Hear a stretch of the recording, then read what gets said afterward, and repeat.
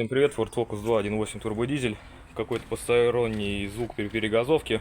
Ремень навесной снимали, не уходит. При выжиме сцепления двухмассовым мотором не уходит звук. Турбина всплывает, но это ничего.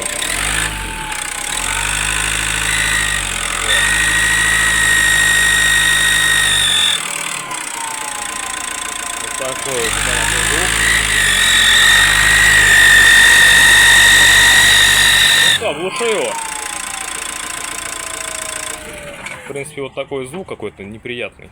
Короче, пока пришли к мнению, что верхний ролик ГРМ что-то там.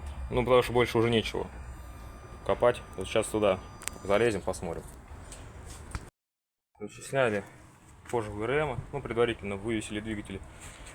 Поставили пенек, домкрат, и сняли подушку с кожухом.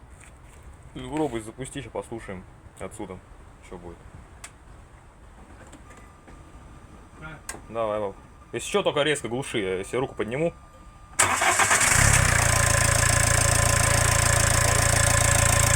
Слегка погазуй, слегка.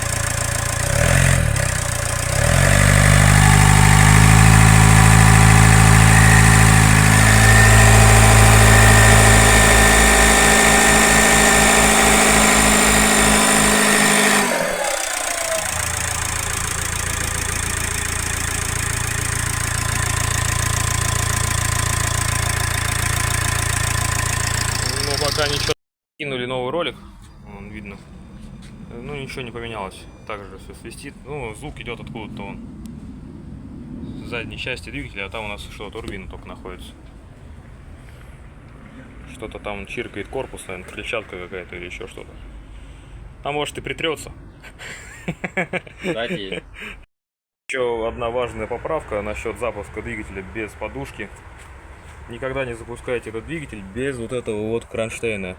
Болты этого кронштейна идут насквозь в блок и притягивают переднюю крышку. Получается, не где масляный насос, а ту крышку, в которой нижний ГРМ.